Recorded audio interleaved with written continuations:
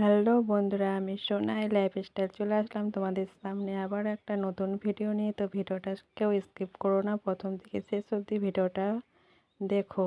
তো তেলাপিয়া মাছ করব আজকে বেগুন দিয়ে। তো তেলাপিয়া মাছগুলো কেটে ভালো করে নুন হলুদ মাখিয়ে এবার ভাজতে চাপিয়ে দিয়েছি। তো ভিডিওটা সবাই দেখো, ভিডিওটা কেউ স্কিপ করো না। ভালো লাগলে একটা লাইক কমেন্ট শেয়ার করে দিও। আর দেখতে পাচ্ছ মাছগুলো সব ভেজে নিচ্ছি, ভেজে তুলে নেব, সব লাল লাল করে ভেজে নেব।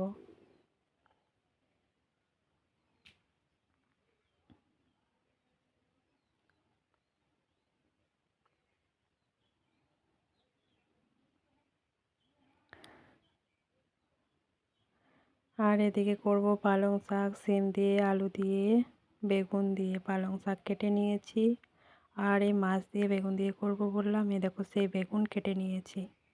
তো এদিকে মাছগুলো সব ভেজে তুলে নিয়েছি। মাছের তেল রয়েছে অনেকটা, ওই তেলেই মাছের ঝোল চাপাবো। তেলটা কালো হয়ে গেছে, তো চলো এতেই করে নিই। খানিক পেঁয়াজ কেটে রেখেছিলাম, পেঁয়াজগুলো তেলের উপরে দিয়ে দিলাম। পেঁয়াজটা একটু লাল লাল করে ভেজে নেব, তারপর বেগুনগুলো দেবো। কেননা পেঁয়াজ আর বেগুন একসাথে দিয়ে দিলে পেঁয়াজটা ভাজা হবে না, বেগুনটা দিয়ে দিলে বেগুনটাতে তেলটা শুষে নেবে।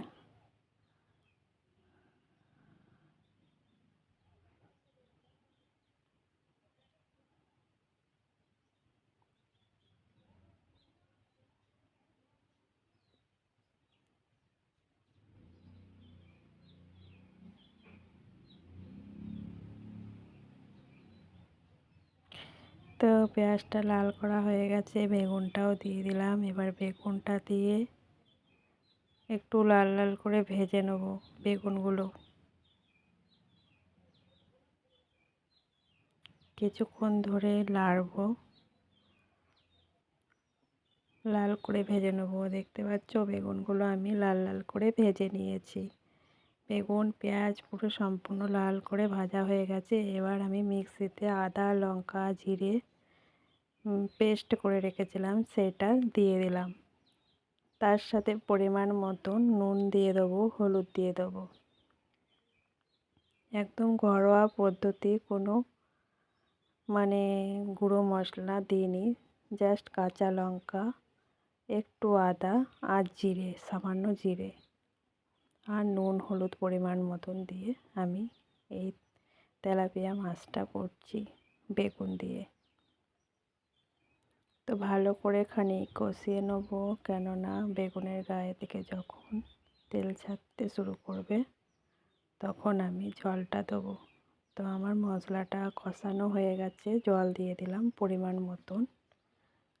জল দিয়ে কিছুক্ষণ ঢাকা দিয়ে দেবো, কেননা বেগুনগুলো আমার এমনিতেই ভাজা হয়ে গেছে তেলের উপরেই। তাও একটু ঝোলটা ভালো করে ফুটবে, তারপর আমি মাছগুলো দেবো।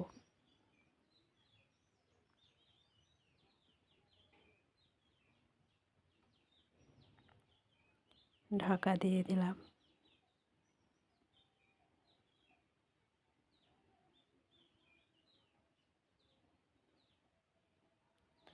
তো 5 মিনিট পর আমি ঢাকাটা খুলে দেখছি যে না, আমার ঝোলটা অনেকটাই ফুটে গেছে, কেননা অনেকটাই জল দিয়েছিলাম, ফুটে ফুটে অনেকটা কমে গেছে।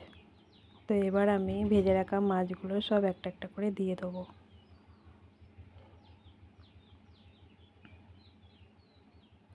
মাছগুলো দিয়ে একটু ফোটাবো, কেননা ভেজে রাখা মাছে একটু না সামান্য ফোটালে না ঝোলটা ঢুকবে না, মাছে খড়খড়ে ভাব হয়ে থাকবে।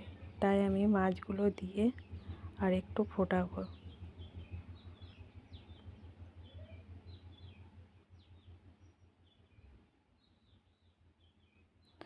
দেখতে পাচ্ছ ফুটে গেছে। এবার উপর দিয়ে আমি ধনেপাতা কেটে রেখেছিলাম, সেই ধনেপাতাগুলো দিয়ে দিলাম। তো আমার তেলাপিয়া মাছের ঝোল পুরো রেডি। তো কেমন লাগলো বন্ধুরা আমার তেলাপিয়া মাছের রেসিপিটা, একটু সবাই কমেন্ট করে বলবে। আর আমি কড়াইটা ধুয়ে পরিষ্কার করে আবারও চাপিয়ে দিয়েছি। আমি পালং শাক কেটে রেখেছিলাম, সেটা চাপাবো। তো এই দেখো সেই পালং শাকটা ভালো করে ধুয়ে রেখেছি। কড়াইটা গরম হচ্ছে, সামান্য তেল দিয়ে চাপিয়ে দিয়েছি, এদিকে পালং শাকও চাপিয়ে দিয়েছি। হালকা পাঁচফোড়ন সম্বাদ দিয়ে তেলের উপরে দিয়ে দিয়েছি চাপিয়ে। পরিমাণ মতো নুন হলুদ দিয়েছি, কাঁচা লঙ্কা কেটে দিয়েছি, এর সাথে আর কোনো কিছু দিইনি। নুন হলুদ কাঁচা লঙ্কা দিয়েছি, দিয়ে এবার ঢাকা দিয়ে দেবো। কিছুক্ষণ থাকবে, কেননা আলুগুলো বেগুনগুলো সিমগুলো সিদ্ধ হবে। এবার ঢাকা খুলে দেখছি যে না, আমার সব কিছু সিদ্ধ হয়ে গেছে। এবার ভালো করে নেড়ে নেব।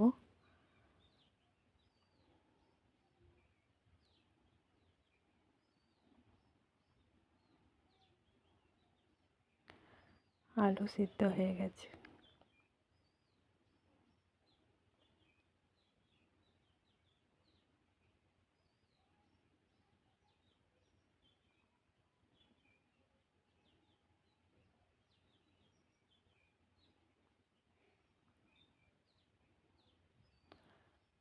তো দেখতে পাচ্ছ আমার শাকটা পুরো লেড়ে লেড়ে কইটুকু হয়ে গেছে। তো আমার শাক রেডি। তো বন্ধুরা, ভালো লাগলে সবাই ভিডিওটা লাইক কমেন্ট শেয়ার করে দিও, আর বেল আইকনটি বাজিয়ে দিও বন্ধু হয়ে না থাকলে বন্ধু করে। তো এই পর্যন্তই, ভালো থেকো, সুস্থ থেকো, টাটা বাই বাই বন্ধুরা, সবাই ভালো থেকো। নেক্সট ভিডিওর জন্য অপেক্ষায় থেকো। আমি নেক্সট ভিডিও ছাড়লে তোমরা সেই ভিডিওটাও দেখো, কেউ স্কিপ করো না।